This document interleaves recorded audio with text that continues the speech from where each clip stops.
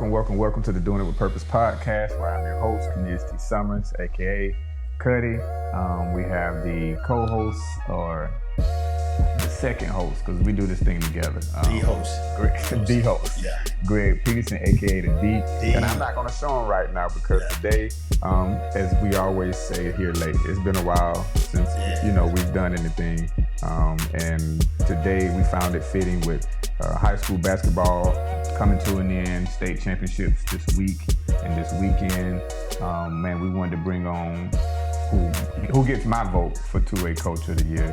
Of course, not because he's close in proximity, but he's like a brother to me. And we have my main man, Coach Tyson Bouknight, in the building.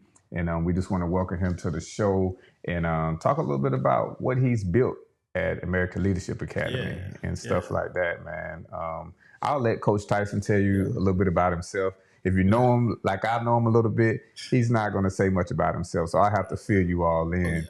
But welcome to the show, Coach Tyson. And, welcome. Yeah. Sir. I appreciate that. Yeah, he got my vote too for pretty much Coach of the Year, man.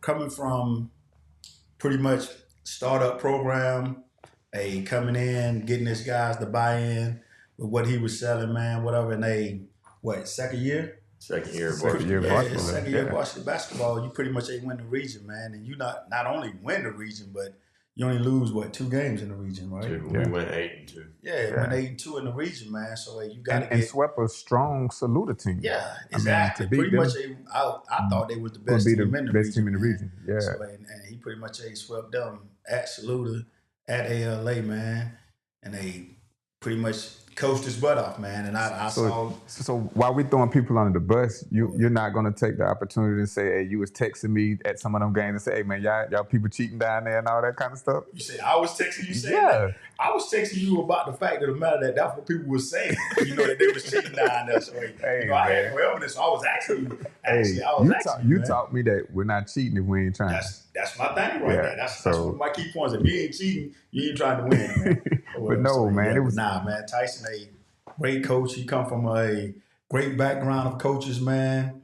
It's evident he learned a lot from the guys that he sat up on the plate, up on the man, whatever. And he pretty much a baller. So, Coach, tell us a little bit about you. Just tell us about you, and then wherever we go from there, we'll jump on it. But what is a little bit about you for the people? A little bit about me. Well, I grew up in Lexington. Of course, graduated Lexington High School in 1997. Played for a state championship twice. 96, we won, beat Irmo by 13. And then my senior year, we got beat by North Charleston, which had 4 D1 players in the state championship game, and they were throwing alley-oops and everything, and we couldn't stop it. Yeah. But we did also go 1 for 15 from the three-point line. Oh, that'd get you a loss. Yeah, that didn't help out too much. Yeah. After that, I went to 1 year in Massachusetts for prep school and played, averaged 37 points a game up there. Man. So that was a really good year. Then I went to USC Aiken. I was going to go to Clemson, but Rick Barnes, of course, left and went to Texas. Yeah. And then I was like, I've been to Massachusetts. I'm not leaving and going to Texas. Yeah. Because he wanted me to walk on at first and then get a scholarship at Clemson. And then he wanted me to come to Texas. And I was like, well, I'm not going that far. So I just decided to go to USC Aiken, played there. Then I transferred to North Greenville. I don't know if you knew that, Cornelia. No, I didn't. I went to North Greenville for 2 years and finished up there, and that's how I knew a lot of people when we played Clinton in the 3rd round. We I had some buddies that were my college roommates, and actually his son was on the team for Clinton. Okay. So he came and congratulated me and all that stuff after the game, which was really cool because I ain't seen him in like 10, 15 years. So that was really special. But I have 3 kids, 23, 18, and 13. So they're all spread out, boy, girl, boy. Yeah. Really good kids. I'm married to my wife.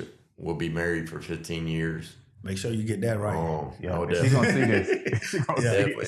It's easy for me, though. The wedding date's 9, 10, 11. So I can't mess that up. Yeah. So if I mess that up, my brain's gone. So. Oh, yeah. But Other than that, I coached basketball for 16 years, moved back to Lexington from Greenville. Bailey had me coach middle school for 4 years at Pleasant Hill. Yeah. And then I went to Lexington High School and was a B-team varsity assistant until he retired. Then went back to Pleasant Hill for 1 more year, and then went to White Knoll High School for 3 years. And now I've been at AOA for 3 years. Okay. So my first question would be, so is your son, your youngest son, is he playing ball? No, he does not play basketball. Not at all?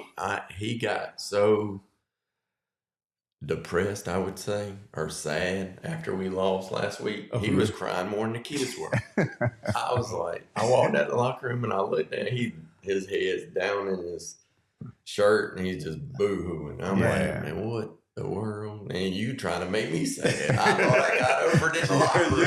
Yeah. I come out there and see him and he just runs up to me and gives me a hug. I'm like, come on, man. I guess he know your passion for the game and all you put into it. He really does, but he's a soccer kid. He loves soccer. Yeah, so I'm that's just what's like, up. I don't. Yeah. My oldest kid played basketball. He went to Erskine for college, played at Lexington. Yeah. I'm not going to force none of my kids to do anything. Yeah. So if they want to play a certain sport, they're welcome to do whatever they like. Yeah, that's cool. That's cool. But just going back to the high school career, played for won. So how did it feel to win that one? And then you went back this next year, right? Yeah. So we won my junior year, and it was awesome. I think me and Tim Heskett that went to Oklahoma. Yeah. I think we both had 14 points, but it didn't matter because us versus Irmo, you lucky to give 28 points in a game. Yeah. There was many games where it was 32-30. Yeah, I was about to say it was Bailey coach like slowed down ball anyway though. And then him and Tim Whipple was man, it was I remember one camp game and I'll never forget it. I don't know if I think I was playing in it, but I'm not sure if I was playing in it because I don't know if I would have lasted. But I think it was like 6-4 or something. Man. And they were sitting there like holding the ball. And I'm like, what are we doing? Yeah. Somebody shoot. But that's the way it was. And that was a strategy in the state championship that year. He was like, we went up by like 8 points, I think it was 6 or 8 points. And he was like, we're not shooting again. If you shoot the ball, I'm taking you out the game. Oh, my goodness. Oh, wow. Man. But we ended up playing keep away the last quarter, and we ended up winning. So Okay. So did they play? Y'all played at Carolina Coliseum back then, right? Yeah. Okay, then. So, that had to be cool. Oh, it was awesome. And that's what I wanted, the biggest thing for my kids this year. First, whatever. That opportunity to play on that court your senior year. So, And so that would lead me to the question of, you've coached 16 seasons total. I'm sure you've coached some phenomenal guys. What was it about this year that these guys, they had your heart? They had your heart.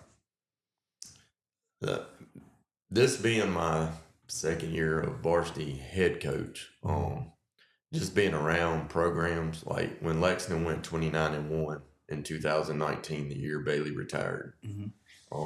This group reminded me of that group. Wow. I didn't have to never ask too much of anybody. As far as I would put out a text in a group and be like, we're meeting at the weight room at 5:00 a.m. p.m. Oh, okay. But not at my school. You'd be lucky to get in the weight room, period. But I have to separate it because our weight rooms, you have 3 bars. Okay. Like, we don't have a whole weight room. Yeah. Like, if we had a whole weight room, there's no telling what we could do. Yeah. But we had 3 bars, so I'd say half of y'all come at 5, half of y'all come at 6. Okay. And they would make it up to where the leader of the team would be like, we're coming at 5, you're coming at 6. Mm-hmm. And I didn't have to do a lot of that stuff. Yeah. It was just a special group of kids to where I didn't have to worry about a lot of things that coaches have to worry about now. Made it a whole lot easier. And then with that being said, with the group that you had, pretty much to actually win the region, make a deep run into the playoffs, the kids had to buy in with what you were selling. Yeah, so, I mean, when the year started, of course, we played 2 4A teams and a 5A team. After we played 2 teams that weren't as good, we beat them pretty bad. It was a Pillion Open tournament. 2 games that we played Swansea and I think Northside Christian. Yeah. And the scores weren't close. But I had to reinforce to these kids, every game's not going to be like this. So the following week, we played in the Lexington Christmas tournament. Thanksgiving tournament, my bad. And played South Aiken, Lexington, and Ben Lippen. And Ben Lippen, even though they're a SCISA school, is 4A. They Ben Lippen. So, and they got 2 brothers that can flat out play. And then we played Lexington 5A and South Aiken's 4A. But we lost. I don't think we lost a game other than Newberry at the Christmas tournament by more than double digits. Okay. So. Okay. Yeah. And so what I quickly saw, and of course working at the barbershop, I would come back and talk to Matt Austin and I said, hey man, I see something in the ALA this season. Yeah. And we talked about it and he was like, you think they're going to beat Batesburg? And I was like, they might split. In which, that was the end result. But I said, I believe they are the dark horse for the region this year. Yeah. Of course, being from Batesburg, working in Batesburg, being a Panther growing up, everybody, they didn't. But thank you, Coach Tyson and the players from ALA for making me look like I got a little basketball knowledge. Like he know a little something. Because he had the inside scoop. No, but I saw of course, CJ playing there and playing JV and being around those guys and listening to him about what they were running and how they were running it. I knew basketball well enough to know fundamentally sound things that were going on. Yeah. And when you and I have had this conversation about high school basketball where it takes a team, it takes a team effort. And some of the schools that we've watched play weren't necessarily doing that. It was more the competition amongst the players. Mm-hmm. So my question to Coach Tyson is, how did you get the group of guys that you had to play together and not compete against each other? Because it's easy. The entire team, in my opinion, was a phenomenal team. They worked well together. You had 6 men that came off the bench in Jake. I'm saying it right, Jake Cantor. Yeah. This kid can flat out shoot the ball, 24? Yeah. When he come in the game, teams never pick up on he's like. You can hear Sid say, he a shooter, He said that in the salute 6 threes in one of our games. Oh, and I'm like, please stop guarding. How did you take a Justin Richburg and a Bryce and they play as well as they play together? Yeah. Well, and the good thing about it, they knew each other from middle school. So they all went to the same middle school for the most part, but they all grew up. Jay was from Lexington, Bryce from Carolina Springs, Justin went to Carolina Springs, Leroy went to Carolina Springs, Mikhail went to Carolina Springs. So a lot of them went to the middle school together. And then Justin, of course, he went to Gray 9th grade through 11th grade and then came to us this year. But just them having that relationship and even a kid that never played, his name's Gio. Everybody wants Gio. He's a great kid. But he and Justin Richburg never knew this before. Justin comes in the gym and then Gio comes in the gym. They started making fun of each other. I'm like, what are y'all doing? And then Gio's like, that's my best friend. We've known each other since we were little. I'm like, you're from Dutch Fork. I was like, how's that make sense? But they all came together and I've never seen a bunch of kids just love each other. Yeah. Like just come together and make sure that kid was doing what he was supposed to do to succeed. Yeah. So. Yeah. Oh yeah. So, you got the team effort. Like I said, I didn't even know Gio and Justin knew each other, but that was one of my questions that I would ask CJ when he came home. I was like, the team plays so well together. I saw some things in the past where I would say that I wasn't for sure if things would gel the way that they gelled. So I was always concerned of how well they would play together. And then you lose one big man who transferred back to Lexington and Peyton Miles. But Brax, tell us a little bit about Brax. Like he stepped up huge because last year he kind of came off the bench and he would come in and make an impact. But I've seen that young man in one season grow from someone who I felt like had some basketball experience and has been around basketball to just he got comfortable with that mid-range elbow jumper, and it's like it was phenomenal to watch him play this year. Tell us a little bit about his growth. And just to start off with, just every one of the kids, really, the reason they came to AOA is because they were told by their high school that they weren't good enough to play at their high school. Exactly. Or they wasn't going to fit into their style of program. Yeah. But that's why a lot of the reason the kids did what they did. Yeah. Like if you're told you can't do something, you're going to prove, I'm going to prove everybody wrong. Exactly. So you had to go and did you go and get these kids, or they just said, hey, pretty much we're going to come to LA, and you was like, hey man, you come here, you probably got a chance to play or whatever. I mean, it was kind of like I was helping with the Pistons AAU group, and they all played together on the same AAU team. Oh yeah. Back in 8th grade, I think it was 8th and 9th grade. Yeah. And they all knew I got the head coaching job, and just one by one. Yeah. Like a mom would come talk to me, a kid would come talk to me, and then they all liked each other, which made it even better. Easy. Oh, yeah. And I was like, man, I got a whole team. Yeah. It was like, of course, we only had JV the first year. Yeah. JV sports. But, I mean, after that summer, I think I had 10 kids automatically. And then Braxton, who we were just asking about, he never played. He got cut at Carolina Springs.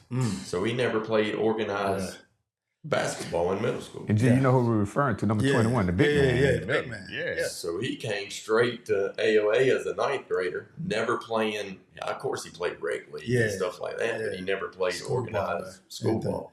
Yeah. So for him to make a jump from that in the 9th grade to all the way to junior, all region, he was first off of being all state. They actually picked somebody else, which I didn't agree with, but everybody makes decisions. Oh yeah. But you can't have. I think he had 12 to 14 blocks against Strom Thurmond in one game. Yeah, he probably had 6 games this year, triple doubles. As a junior, he definitely a baller. I don't know. I'm about to agree with you, man. I see. How could he not make a All State with his team winning the region?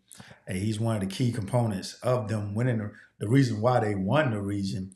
And you don't make a All State or just whatever. And he's a junior, right? Yeah. And he definitely a baller, man. And then the Clinton game, I think he had a double-double. I think he had 13, 11, and 7. Yeah. He had 7 blocks. In the Clinton game alone, 11 rebounds and 13 points. You normally can't find a kid that's gonna have consistently. Not necessarily consistently, but like have blocks. You're gonna have 6, 8 blocks a game or whatever. Most kids ain't going for that, man. Whatever. I think he averaged like 5.8 blocks a game this year. Most kids, they trying to, especially with his height, he trying to get in the book for points, not blocks, man. Whatever. Yeah. Exactly. Yeah. But yeah, man. But with the kids coming in, like I say, buying into what you were selling, and you said they all pretty much knew each other. And that's one thing about us as adults and parents. Man, most of the time, these kids, like now, they really playing AAU ball and they playing around here. And us adults and parents or whatever, they be talking when we pretty much ain't even thinking about it. Yeah. And they know each other. And then they got these phones, so they online playing together and just all that stuff. So we really don't know who are friends or being friends or whatever, man. So, with that being said, all of them come together to make this region championship team, or whatever. And it was pretty much easy for you, right? Yeah. From the time they came last year, it was hard because a lot of them never played varsity basketball. Bryce Newton, he played varsity as a 9th grader when I was the assistant coach at White Knoll.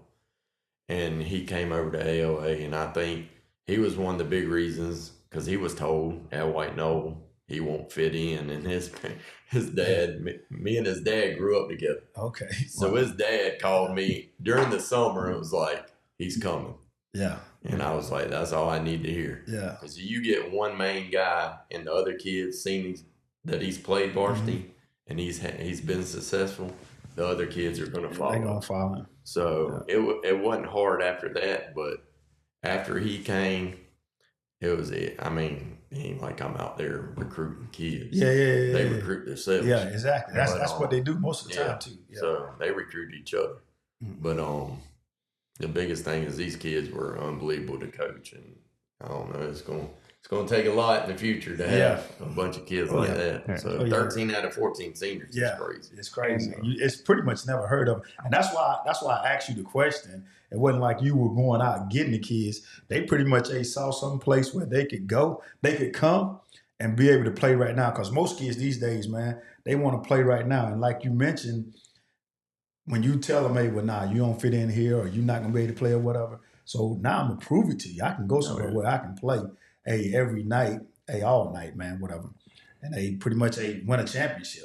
Well, at least a region championship, man, whatever. And going back to, y'all made it to the semifinals or the upper state. Y'all made it to the upper state championship. And me and Kenise, we always talk basketball, football, just sports in general all the time, whatever. So we had the conversation about y'all going to play High Point. High Point, we went up there last year, man, and they pretty much ran and dunked us out the gym or whatever. And pretty much everybody was picking High Point or whatever. And Kenise really thought I was picking them too. But I told him when we talked that Thursday or Friday? Thursday. We talked that Thursday, and he was like, hey, you think they got a chance? Talking ALA. And I was like, hey, oh yeah, I feel like they got a chance, man. They're going to have to play like they played the Clinton game. And I was like, hey, with Tyson coaching them, hey, I feel like they're going to have a chance, man, to win or whatever.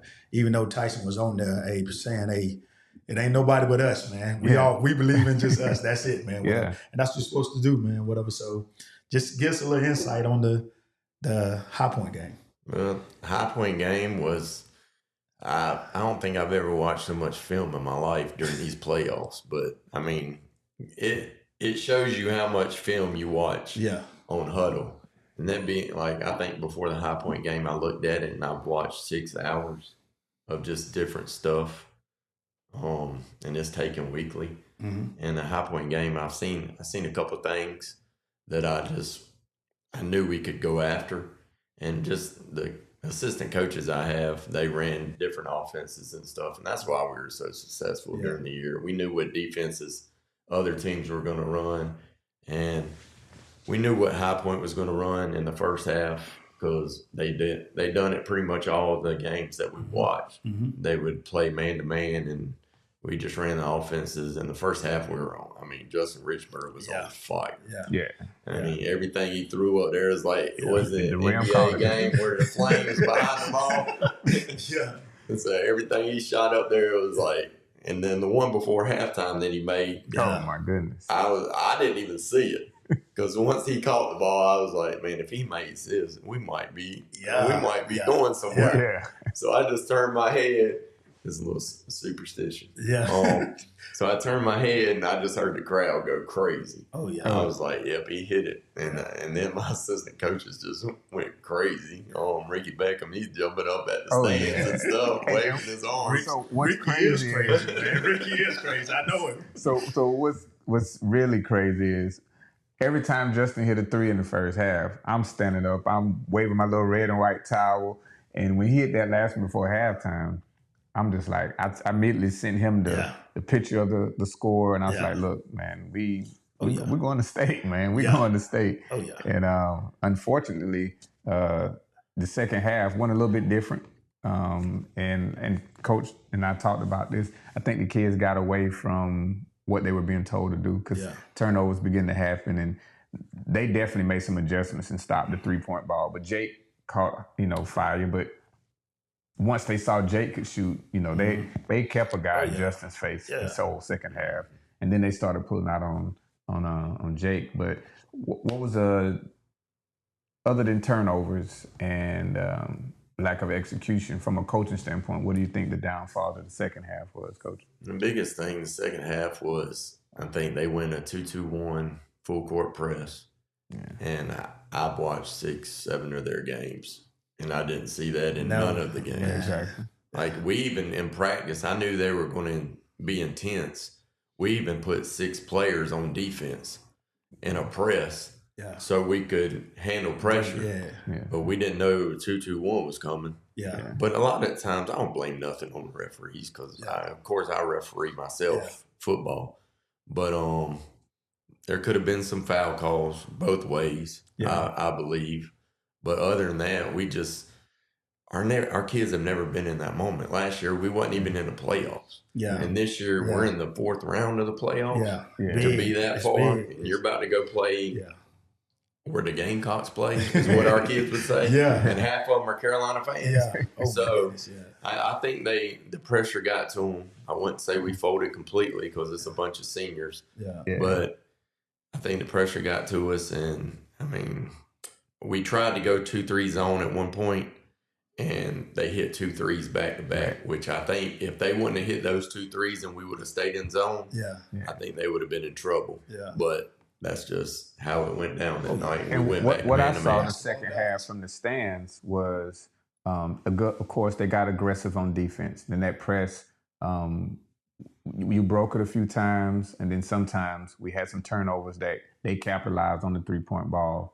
I do agree as a coach and as someone who referees, you probably won't say what I'll say, but Braxton took a beat in that second half because I saw the change of, okay, if the 3-point shot is not there for Justin or Jake and Bryce would attack the basket, he got some missed calls, not called. But again, it was on both sides of the ball, so I'm not trying to swing it like, oh, LA got cheated or anything. They were just letting the guys play physical. But I think there was a few times coaches and players were picking Brax up off the ground because he's starting to paint and he'd end over there on the sideline in the stands because he was getting hacked. But the pressure, I think, was a big indicator. And then they woke up something on the offensive side of the ball because one didn't do anything, much of anything, the whole entire game. But some of their guards began to start shooting, and once they took the lead, I think it was by like 2 or 3, I saw some nerves of the ALA kids kind of like, okay, is this it? And would never say that they kind of gave up and succumbed to the pressure, but they just didn't adjust to it with it being a do or die type of game. Because if you look at the score, you see it's 31-20 at halftime, and then I think the final score, you all lost by 11, or we lost by 66-53. Yeah, so 13 roughly, but that's only because they started shooting free throws. They didn't hit many free throws at all in the first half. No, not in the first half. They hit a lot in the second half. Yeah, the second half. That score gap doesn't really give a true indication of how close it really was, but once you get in that position where you got to foul. So what was the halftime speech? I mean, us as coaches had to settle down all the kids because they were in there like we just won. The biggest thing was we took a minute to breathe first. And exactly what I've been doing lately after this season's over with, just breathing. And then we went in there and talked about different stuff and that. You always got to tell young kids, the game's not over. No matter what the score is, no matter how many shots you've made, we've always watched them come from behind against certain teams. And that's what they were prone to do, and that's what they did.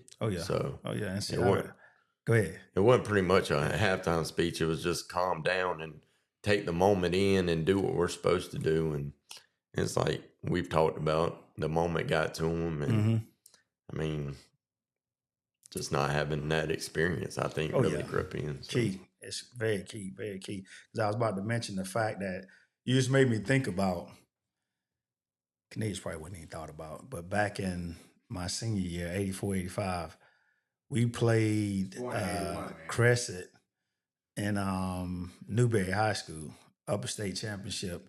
And man, I mean, we killing Crescent at halftime, whatever. So we're in the locker room, and we used to call it, we played at Carolina also, but we used to call it the White House. It was like, hey, we was going to the White House, like Washington, D.C. So we was like, hey man, we about to go to the White House, man. We gonna win the championship, man, and all that stuff, man, whatever. And Crescent came back out. They had this big 6'9", 6'10" dude. I can't think of his first name. Last name was Hudson or whatever. They put this kid on the block, man, and we ended up losing by 10 or 12, man, or whatever. And I mean, like, hey, we had all control of the game, about like y'all, man, whatever. And hey, we just pretty much fell to that pressure of, hey, them coming back, hitting everything, getting behind 2 or 3 points, and the ball just started rolling. Probably about like y'all, the ball just started rolling. They hit that 3, and then here we go. Yep. Here we go, and you can't stop it. Everything went. I wouldn't say downhill, but they went downhill as far as players. So exactly. They finished. They finished at the basket going downhill, and we couldn't stop it. So, we're gonna step back a minute, and I'm gonna ask you about this season. So, what was your goals, plans, beginning of the year when the season started? You bring in all these new kids, and you got 12, 14 seniors. So, what was your outlook from the start? Well, because y'all finished what, 4th last year in the region? Yeah, 5th. 5th? Yeah. Okay. See, we tied for 4th, but we ended up playing Pillion in the play-in game and lost. So we didn't even make the playoffs. Yeah. So the goals this year, I mean, all the coaches get together and they fill out their little preseason sheet and say who's going to be the player of the year, who's going to be on, what team's going to finish where. So they had us and Strom Thurmond picked 3rd and 4th. They had Batesburg 1st, Luda 2nd, and then us and Strom Thurmond picked the tie. So I kind of that kind of stuff fuels me. Seeing that kind of stuff and seeing what we had come back, and I'm like, okay, these teams have 1 or 2 good players, but they don't have 6 or 7. Yeah. So I mean, 1 or 2, you beat my 6 or 7. Hey. Yeah. Good luck. But our goals, like I would tell the kids, like when that came out, I let them know, hey, you're picked to finish 4th. Yeah. You're picked to finish behind these guys. Every time something came out, I told them. I didn't hide it. Yeah. And our goals, we never really set goals. My goals is to get these kids an education, get them to college. Basketball wise, it'll come. I mean, if you do what you're supposed to do in the classroom, do what you're supposed to do behavior wise. Yeah. And basketball is going to be the easy part. It'll take care of itself. Yep. Yeah. It'll take care of itself. We never really established goals. I established my own goals, but not for the kids because I could tell I let the kids play freely. And at the beginning of the year, you run plays and all this kind of stuff and slow things down. That's when it all went downhill. Like they started turning the ball over, started doing this, that. We were getting 70 shots a game in like 5 or 6 games in a row in the region. 70 shots. That's a and lot. You can't, I mean, a lot of teams don't even dream about 70 shots. Exactly. That's a lot. That's how they needed to play. Yeah. Because they didn't have to think about it. Yeah. So we broke the school record for points in a playoff game. We had 92. Then we had 80 against Clinton. Just certain stuff like that it doesn't happen unless you got that kind of kids that gel and have that relationship with each other. And especially after, like you said, goals at the beginning of the season. And we, like I told you, we have a weight room that's the size, it ain't even the size of this room. Come on, man.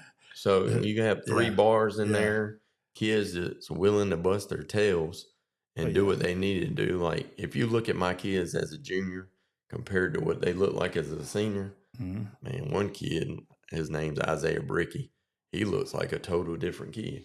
He put on 40 pounds of straight muscle, and he did that by himself. Yeah. He would leave the weight room dripping sweat.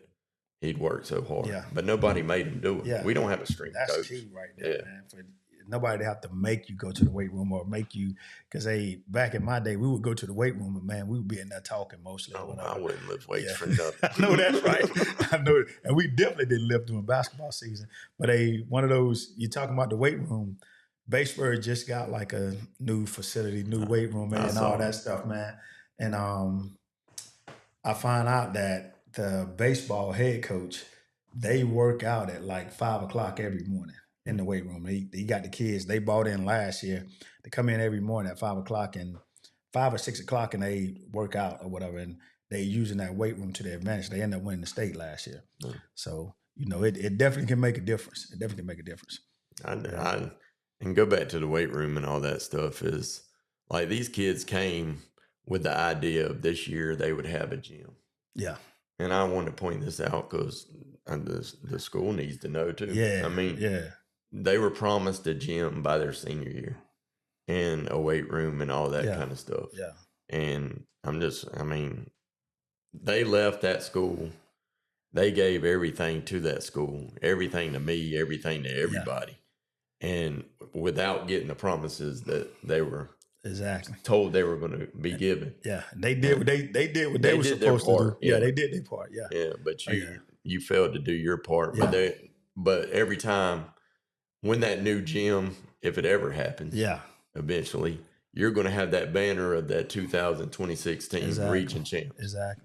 And you just got to be impressed with these kids that they did what they did without a lot of stuff that we should have and other schools do have. And I'll be honest with you, with CJ being a sophomore and hopefully playing for you next year, my first nomination to name the gym is The Last Ride. That should be the name of the gym. Yeah. Last Ride Coliseum. It could be a barn, but call it The Last Ride because that logo or that motto that you had on the back of your shirts this year, I remember being at a few of the games and, some of the parents would whisper, why is The Last Ride? And I was like, well, they got 13 seniors, right? 13 seniors and 1 junior. Mm-hmm. And they were looking like, who's the junior? It's like the tallest guy on the team. But tell us a little bit about that motto and who came up with that and how did that fall into play? I can't tell you the whole story because I'd be giving too much information right now. But a little bit of The Last Ride for the kids. It's kind of weird because I don't know how I came up with it, tell you the truth. But we were doing the parent meeting and I sent it in because we go through BSN Sports to get our clothing like a lot of schools around here do. But I got Last Ride written on the back of the shirts. And I thought about it actually last summer. And they were like, you won't do it. I was like, why won't I do it? I mean, this ain't for me. Exactly. It's for the kids. For the kids. Yeah. So they're like, what, you just going to have Braxton not wear one? And I'm like, no, he'll wear one too because he knows it's for everybody else. Exactly. And that's how the kids were. But it wasn't no secret. I mean, we gave the shirts to the parents and I was like, this is our motto for the year. Mm-hmm. And I turned it around and showed the parents Last Ride. And the parents, like, some of them cried, some of them laughed. Yeah. It was like, I think it just hit them. Yeah. Yeah. Like, I don't know if it's hit me yet that the season's over with. Yeah. That's why I don't want to go to the state championship game tomorrow. I don't want to watch High Point play. Nah. Not a team in Phillip Simmons that I think we could have matched up good with. And I think once that time comes to where I haven't even watched the game on Huddle. Yeah. I got it sent the next day from the Mid-Carolina coach because that's where we played at. Mm-hmm. And I refused to watch the game. So you haven't watched that game, the High Point game. You haven't watched no film in that? No. I haven't really played that game. Yeah. It's definitely gonna be hard because when you watching it, besides like you coaching there, so you see some stuff or whatever. But when you go back and watch it, you really see stuff, man. Like, hey, more stuff than what you why missed. did we do this or why did we do that? It's frustrating, really. Yeah, really frustrating or whatever, man. So with that being said, you win the region. Y'all play Pillion for the region championship, or you close out? We closed out with Pillion. Yeah, we actually were tied. Yeah. If we would have beat Pillion, which we did, we automatically won the region.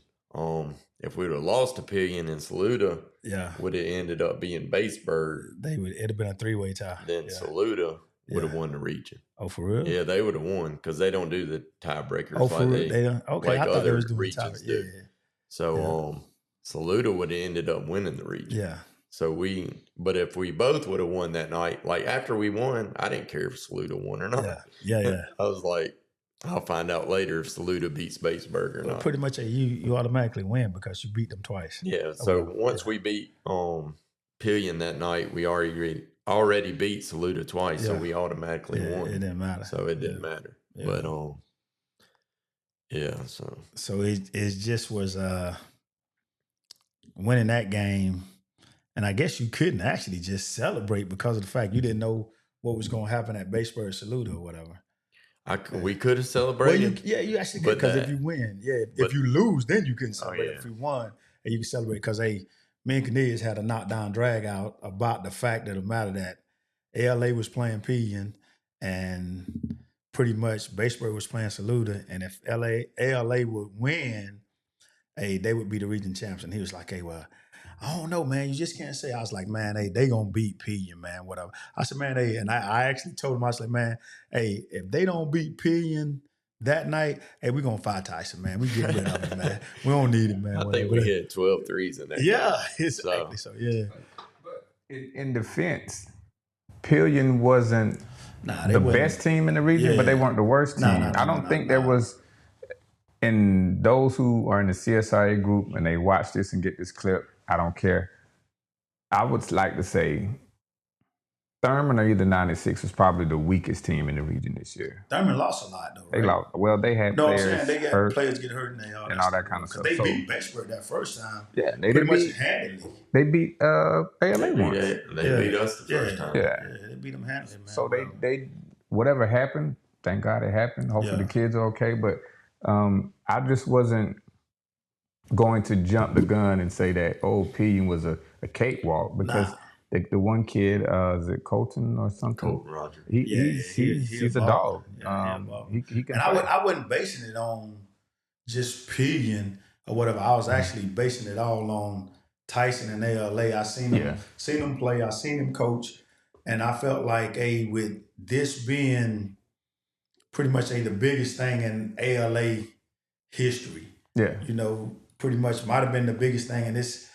Well, one of the biggest thing in his coaching career. I felt like he was gonna get the players where he needed to get them to pull off this win, to win this region, man, whatever. Oh yeah, I didn't think he was going. And it's funny you say that, because Coach and I would talk some nights, and I would tell him, hey, this next game is the biggest game of your life. Yeah. So we said that several weeks. Especially once he beat Pillion, like, okay, his first playoff game is the biggest game of your life, and it went from was it Buford the first one? Yeah. Oh yeah, Buford to Chesney to Clinton to High Point.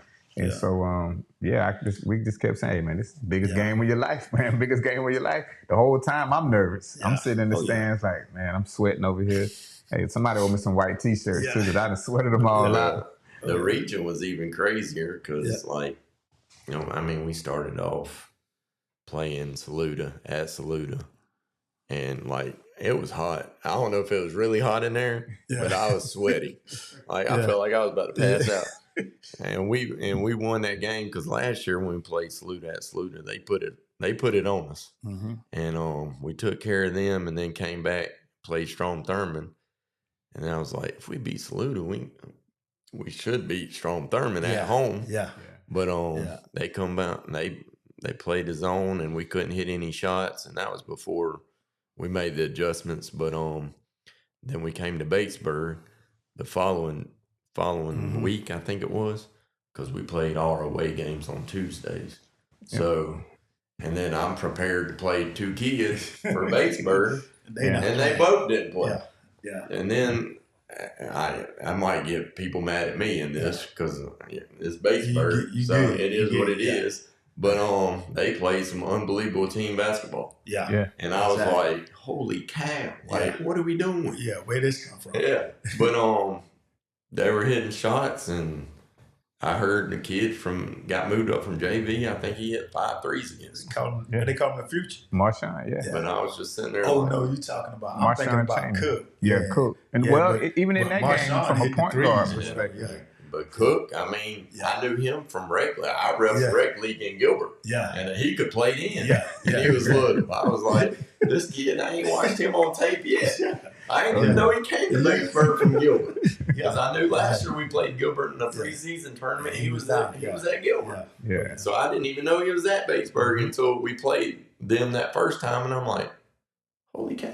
Yeah, I was like, it's supposed to be a cupcake game. But then they come out and they knock down shots. They did what they were supposed to do. Oh, yeah. They played fundamental basketball. Yeah, and we ended up losing by 1 in overtime. Yeah. Especially with when you pretty much come to the game thinking you're going to have the player of the year and then pretty much one of the best players in the region. You know, you think you playing against them, you preparing against them all week, and then you get there and they ain't dressed out. You probably like, hey man, I ain't even got a coach tonight, man. This right here gonna be easy. I didn't really say that, but don't think it didn't cross my mind. Exactly. I was like, who they got to score? Yeah. But and then we played. Other than that, the region games, like there was key factors. Like we haven't even talked about Noah and Mikhail. Defensive lockdowns. Like I told them kids every day before a game, like this is who you're guarding, and they took it serious. Like their eyes, like I think they saw blood or saw red at least. But you tell them the kid from Saluda on 24, Cedric Springs, you told him that Noah, you got him. He's like, got you, coach, yes sir. And I'm like, okay. And we playing football or basketball. We were going boxing. I know that's right. Good. But I would just give out different people that we were guarding, and those two kids really deserve a lot of credit for taking away the best players of every team we played. Oh yeah, and they don't get a lot of credit because they didn't score a lot. Yeah, and that's the same thing that Greg and I have talked about, and we're talking to ALA basketball today. But the same thing with Nashawn Stewart, who, you know, he made region. Somebody in the barbershop the other day, he ain't score much. It's not all about scoring. Yeah. And I would tell CJ, because CJ would say, man, Dad, Justin was on tonight, or Bryce was on tonight, or Brax did this. I said, CJ, don't get me wrong. ALA is a well-rounded team. They're well-coached. I said, but you know who has the most difficult job on the team? Noah. Mm-hmm. Noah stopped Bray or either Tamaj. He stopped CJ Springs. Mm-hmm. He even the other night when you all first came out and I saw you all getting man and I saw Noah on one, I said, what is coach thinking about? Like one is, but how many points he had? 6. Yeah. That was key right there, man. You know what I'm saying? And he got him in foul trouble. Yeah, that was and key. I was like, you know what? Noah. And so out of all the kids, I felt like he took it the hardest at the game. Oh, he did. And I told CJ, I said, listen, we're going to wait till coach comes out because I want to shake your hand and just encourage you. But I said, like, you got to just give these kids a moment because, like, they left it all on the floor. That's right. Noah has played defense all year. The whole team has. Yeah. But I'm talking about when he was given those assignments, it showed. It showed. Like the mama mentality right there. Yeah, it showed. Yeah. Like, both games, he got CJ a little frustrated. Yeah. Speaking of Springs, he got him frustrated, and then he got in foul trouble, and then fouled him out quickly. Mm-hmm. And so when you can take away a team's best player, your team can cook. And there's not many teams in our region that you could look at. I mean, Batesburg's got the 2. Strom Thurmond, I mean, they got 2. Yeah. Everybody has 2 or less. Mm-hmm. Nobody had that multiple guys. And if you have 2 or less, to where Mikhail Hillary and Noah Lorick can guard each one of them, and you don't have to worry about the other 3 guarding somebody. They can just play freely and play offense the way they know how to and not have all that pressure on them also. Yeah. I mean, that's a big deal. And don't get me wrong, and coach, you coach the guys, you know them. I'm a fan looking at the game, looking at the sport of basketball. You got Noah and Kels, but I still think your strongest defensive player is Justin because he's just as aggravating. But when you free him up to be able to do what he can do offensively, you got weapons all around. Mm-hmm. And so, and then Noah, Kels, the whole team pushing everything to the middle so Brax can pin it up against the backboard half the time. Like, it was just a well thought out and coached season. Even with falling a little short, I was a proud, and when Maddox does watch this, he'll point it out. I started wearing my ALA T-shirts to work. Wore the whole week, Maddox says, man, every day. He had some ALA. I think he went to order some stuff. CJ had some T-shirts in the room. I was like, what you going to do with these? He was like, well, I can wear them on Fridays. I was like, hey, let me get those shirts, man. I started wearing them every day. And I've had parents in the community at games say, hey, who's the coach? I was like, that's Coach Tyson. I wanted my son to go there next year. So, no, coaches don't, as Coach Tyson said earlier, coaches don't have to recruit nowadays. Man. Is some coaches recruiting? If Tyson brings in this guy from Arkansas next year that's 6'7" and wingspan of 7'1", he probably met him somewhere on the road. You know? But some of these players are looking at, and they're paying attention at the level of a program that's being built and they want to play for these guys. They want to play for these coaches, and it is going on. I know there's a big. Well, let me pose the question. You play for a state championship at Lexington High, 96. Win. You go to the state again in 97. You fall short, and then you coach these 16 years. You're now coaching a charter school program. What's your take on charter schools should be in their own division versus the public schools? Great question. It is a great question. Yeah. And I've thought about it, and I've thought about the part of, like, we have the SCISA schools. They're all in groups. I wouldn't be opposed to having just a charter school division outside of the high school league. Yeah. I'm not opposed to that. I'm not opposed to charter schools staying in the high school league.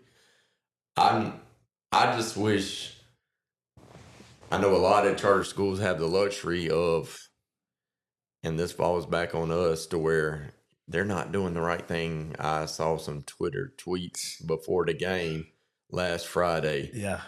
And it talked about us in High Point. Yeah. And it was like, yeah, these schools don't have their same players. They didn't grow up at this school. They didn't grow up in this area. I'm like, all my kids are from this area. Yeah. I'm like, I'm not going out getting 6'10", 6'11" kids. I didn't recruit none of these kids. They came to me. And definitely our athletic department ain't going to just let you come in there and take over the school. Yeah, that's so what they we're don't different. Understand. Yeah. We're a different charter school. But I'm not opposed to either being in the high school league or being in our own separate divisions. I just think that if it's separated, it needs to be like SCISA, to where it's 1A, 2A, 3A, 4A. It all can't be together. Yeah, exactly. Because it won't be fair. Because you can't. Y'all wouldn't be able to. You probably could build it up and be able to play great, but just compete with them night in and night out right away. Nah. Yeah, that wouldn't be. And so here's my take on it from a parental fan of the sport.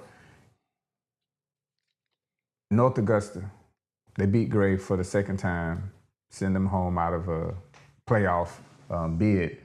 And so what do we say to that? I mean, yeah, Gray, they have a well-known, prominent program, but they're still being beat by public schools. Yeah. Because if we're really truthful about the entire process, some of these public schools have recruited, so to speak, and brought players in all these decades.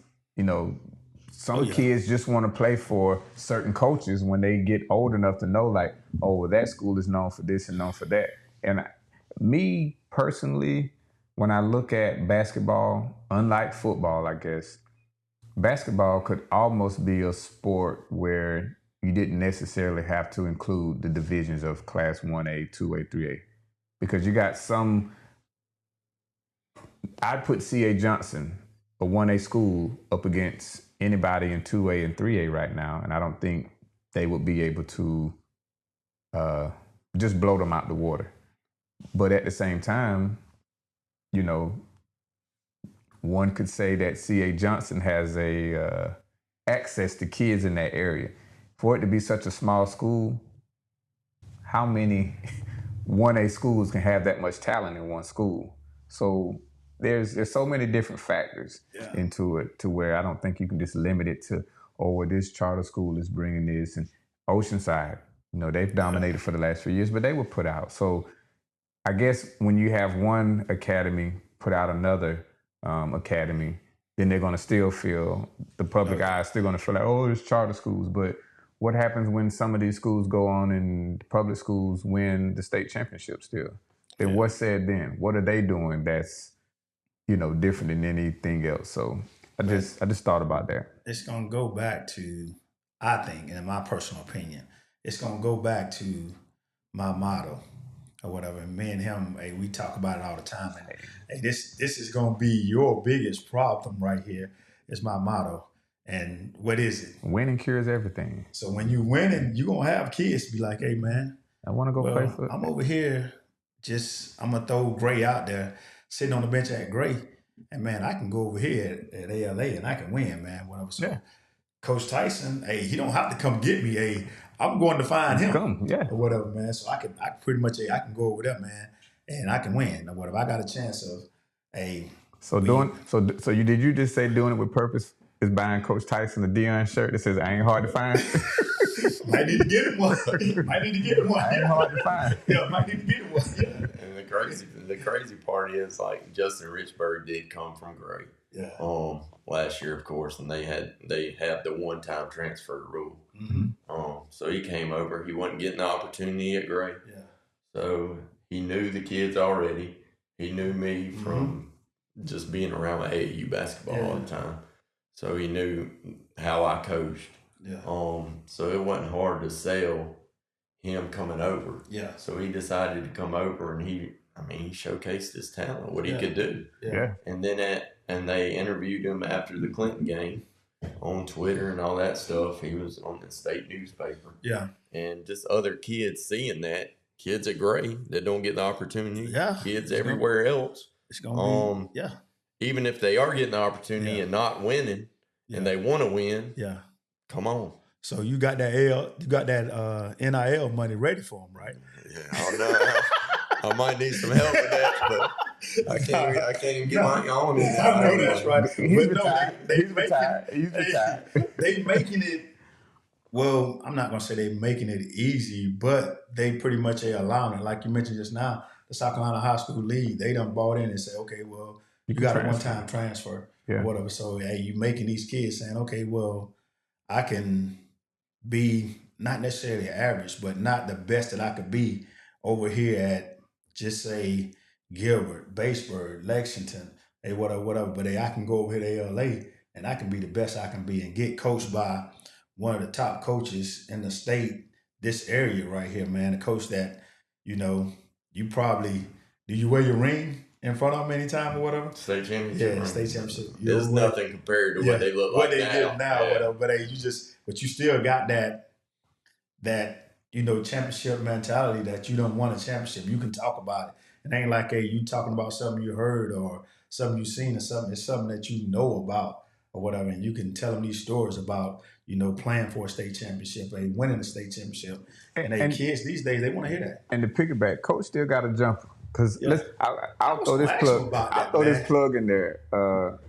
He started training CJ when you first told me. You was like, "Hey man, you need to get him into some training, man. Yeah. Like if he really want to play basketball." Coach Tyson was the first guy. Him and his dad, the other Coach Bouknight, the legend. Yeah, they trained him, and they started the foundation of CJ really falling in love with basketball. And then he went on to some other places and things like that. But I've seen, at the end of some workouts, he was like, all right, CJ, let's put up some shots. And he's still pulling from the 5-second line. So he gave CJ that work. Yeah, he gave him that work. CJ think he can beat me. He gave CJ Tyson that work. Give you that work with 2 new knees. Yeah, you still get that work. That's why, because he dressed like he might want to go out here on the court now, man. Hey, I don't have no insurance for either one of y'all. I don't have no insurance. But he got on the North Carolina Tar Heel tire, so I'm riding with him. The funny thing about us talking about this is our kids are seniors. So I can't get in trouble for this because they're seniors. But the kind of kids I had this year, they lost on Friday. I get a text Saturday, Coach, can you open the gym up on Sunday? We want to play pickup. Yeah. Like they wanted. That's why y'all was in upper state. You don't see that from kids today. If they would have lost, and that goes to my coaching staff, we built these kids to face adversity. Yeah. Like a lot of kids today, they would have did a lot of stupid stuff, I would say. Did a lot of things they shouldn't have done. Been out doing stuff. Yeah. After they would have lost the game. But I guarantee all 14 of those kids were sad. They went home or they went to be with each other, friendship-wise. Yeah. But getting back to playing, so I went up there Sunday because I got to open the gym. And Braden Cooper, one of our players, number 3. So we're playing, of course, we're playing man-to-man. I'm out there because they only have 9 people. So they're like, Coach, can you play? Yeah. I'm like, man, y'all trying to kill me, especially on this hard floor. Yeah. So I catch the ball. I shoot a 3 from the volleyball line. And I make it. And Braden's right in my face. And Coach Scott York's on the sideline just watching. And Braden turns around. He's like, man, that's an old Jake. Because they hit nothing but net. And I just did all that stuff. You know, NBA players do where they put the 3 fingers on their face and stuff. I did it to Braden. He was like, he just turned around, ran down the court. So I said, shooting ain't hard. It's the running up and down the court. That's it, getting up and down. If we can just go half court. Oh, I love to play half court. Well, y'all go down on that end. I stay on this end, and I just shoot.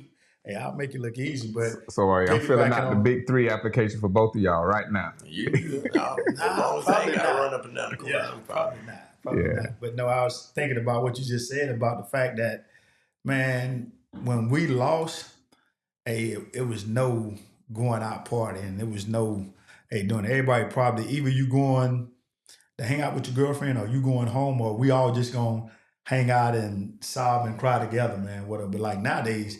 Man, these cats would lose Friday night, and they the first one in the party on Friday night. And I'm like, man, nah, we ain't nobody going to no party on that. Yeah. Did you know where a lot of that's coming from? What's that? AAU. Yeah, well, you right about that. I don't say AAU's a bad thing, but as far as losing and then turning around and playing 2 hours later and being fine with losing is taking away a lot of the... Like, I played AAU when I was in high school, but damn... My dad just instilled in me losing wasn't good. Like losing, no, that's and I instilled it in Cam because man, we would go places and we would lose, and if we lost in what they call it, like a medal round or the championship round or something or whatever, man, and they get these little ribbons and stuff, man, whatever, man, Cam, they other kids out there, they running around playing and stuff, man, whatever. Nah, man, we had that one day I forget T-ball or something, man, and the other kids, they running around just playing and having fun, and we like, hey, where Cam at, man, whatever. Nobody came, so now we about to panic because we can't find him. He in another dugout on another field, over there crying, and I was like, I get over there, find him, man, what's wrong, man? Hey, Dad, we just lost, man. And they act like, everything all right. We about to go get ice cream and all that. Yeah. I don't want none of that, man.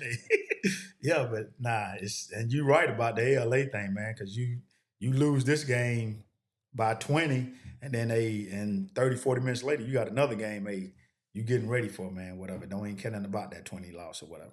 I remember in high school, my junior year, we played at Irmo. And I don't know why this sticks in my head because I've done forgot a lot of stuff. Yeah. But my dad was out in the parking lot, and Lexington Irmo back in the day was packed.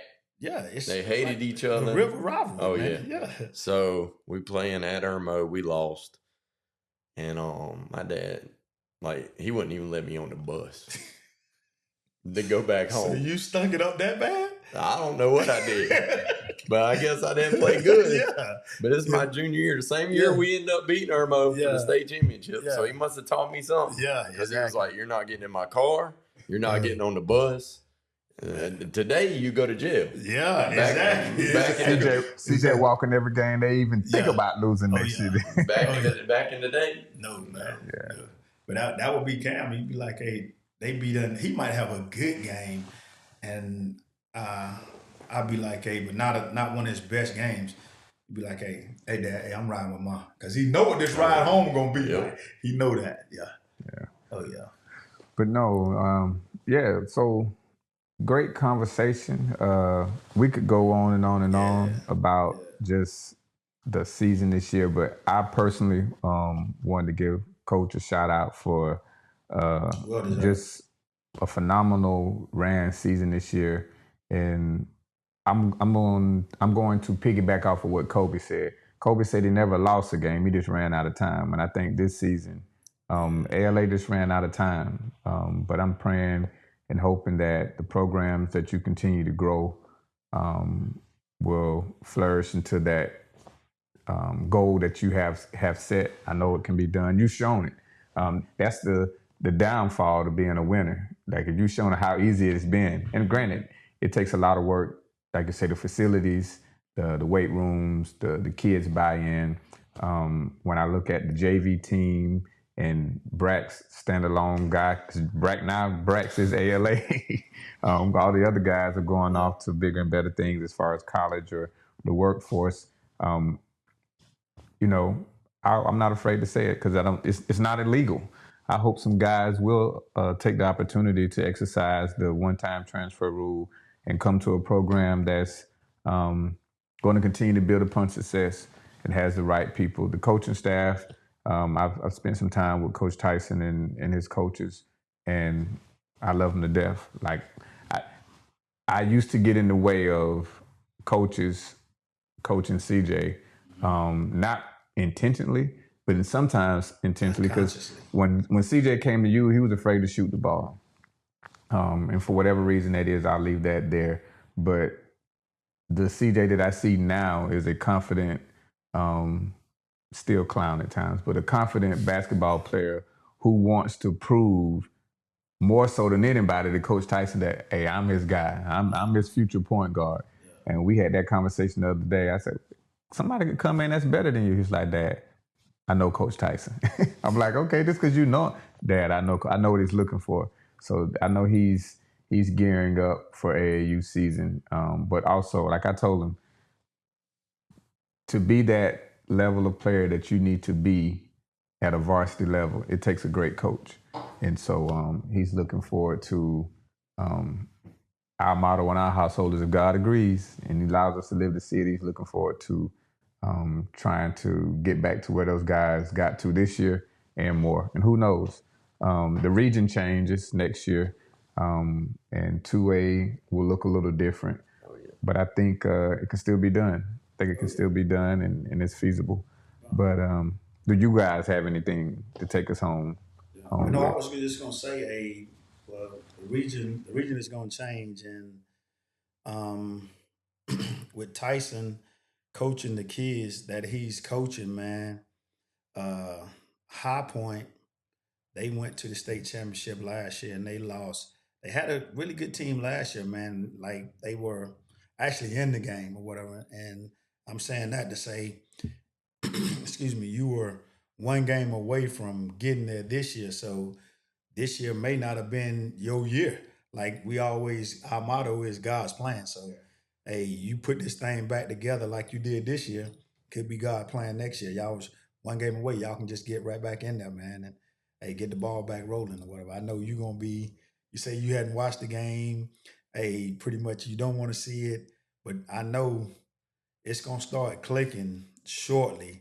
Hey, we got to get this thing back rolling, man, because we got to get back. It's probably just burning at you that, hey, pretty much you probably felt like, hey, we probably should have won this game right here, man. Yeah. But we had every opportunity. We just, hey, it wasn't in the plans for us to win this year. So, you just going to get the fuel back burning, man, and start putting that wood on that fire, and it's going to come to fruition, yeah. And that's the crazy thing is, like, starting April, you don't realize how fast it comes because you get 20 days in April to where you have a basketball. Oh, for real? So the kids, like, the end of March, are going to get text, everybody coming back, hey, we're going to work. Yeah. And it's no time off. Yeah. I mean, unless you're playing other sports. Yeah. Of course. But the kids that really want it, like my dad, I give him all the credit in the world for where I am now, from when I played to where I'm coaching. Yeah. I would go with him every night. My mom would be like, "You did your schoolwork?" I'd be like, "I'll do it later." But my dad would take me to the gym, and this was back in the day when it had the old rec gym down there. It'd be 115 degrees, and you just pouring sweat in there, but I didn't care. I mean, I just played and worked my tail off, and that's all I asked from the kids. Yeah. We're going to work. You're going to get better. Mm-hmm. If you don't want to get better, you don't want to be a part of this. I know that's right. So that's the whole big motto I have, and it's like you said, both of you said, it's God's plan. Oh yeah, it's not my plan. Yeah. He has a purpose. And he knows the purpose. Yeah. And my purpose this year was to go this far and get these kids an education and to be great fathers, dads, husbands, everything in the future. So that's what I did. Yeah. So. Oh yeah.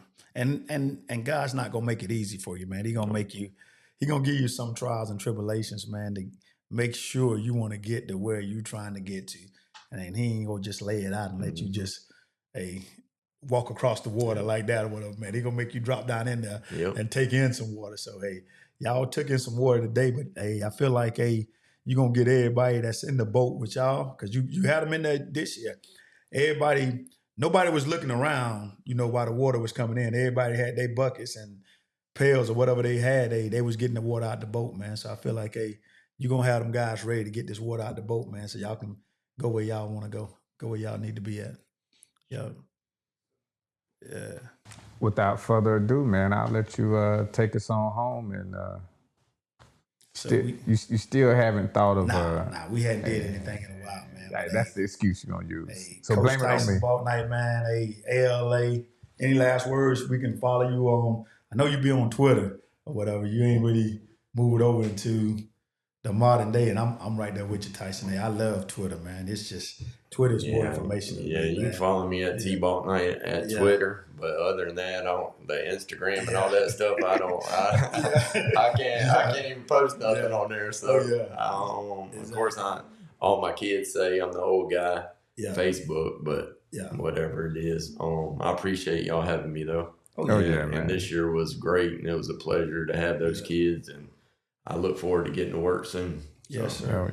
Yes, sir. We appreciate you giving us this time, man. We've been had it in the plans for a while, man, and I wish we pretty much could have got it on a happier note. We were pretty much winning, and Kanish was trying to get me to put on an ALA shirt and all that, man. But I felt like when we talked about it, I was like, you know what?